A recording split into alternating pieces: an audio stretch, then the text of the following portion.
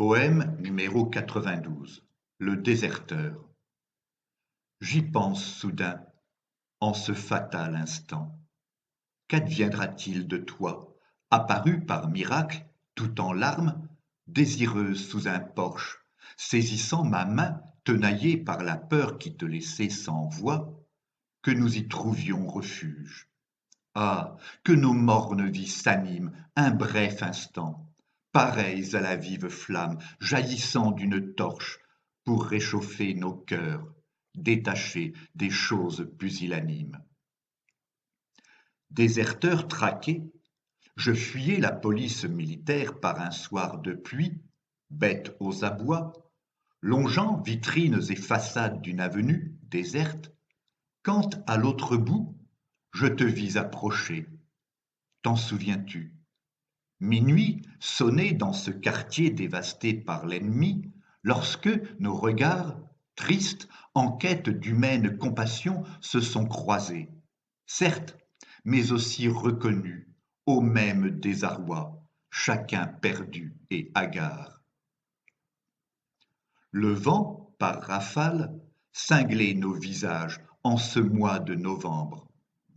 À devoir affronter ce temps calamiteux, nous cachions nos traits, marqués par la dureté des combats, et même tous nos membres, minés par le manque de nourriture, sous de vieilles cotonnades, volées à des cadavres, laissés sur les trottoirs, à peine en retrait. Oui, rappelle-toi, nous allions dépités, vraiment dans la panade.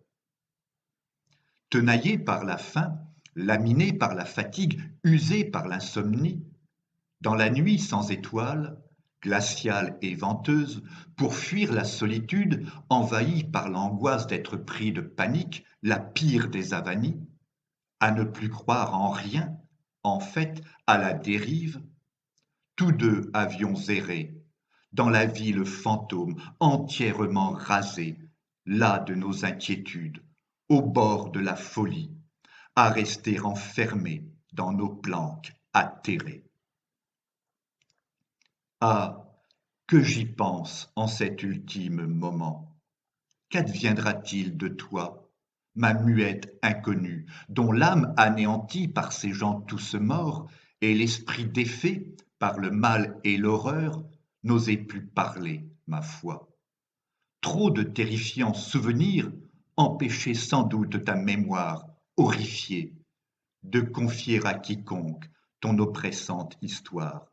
À tort, mais tu n'y pouvais rien, totalement brisé par de cruels déboires.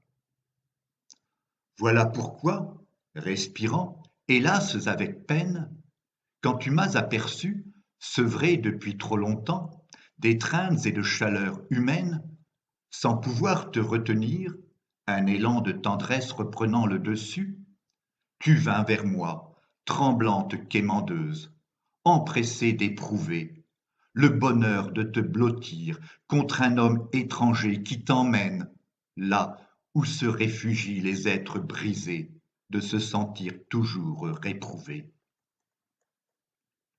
Sans prononcer un mot, sans oser me fixer, parcouru de frissons, tu t'es collé contre moi afin que je t'enlace et, dans les ténèbres, nous nous sommes vivement embrassés, nos bouches à l'unisson, malgré les coups de fusil et le son du canon de cette débile guerre.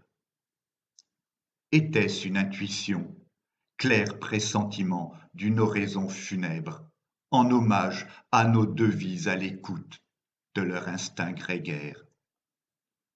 Nos deux poitrines plaquées l'une contre l'autre puissamment, comme pour réchauffer nos pâles chairs, frissonnant de concert, nos bras enlacés, nos corps imbriqués, oui, dérangeants amants, nous chancelions à ce vif baiser, bouleversés par cette rencontre. Nos salives mélangées, nos langues enhardies, nos émois sincères, longtemps nous sommes restés ainsi, sans songer à nos montres. Tendrement enlacés, nous nous abandonnions quand tu te libéras, me poussant vivement pour traverser la rue et disparaître au loin.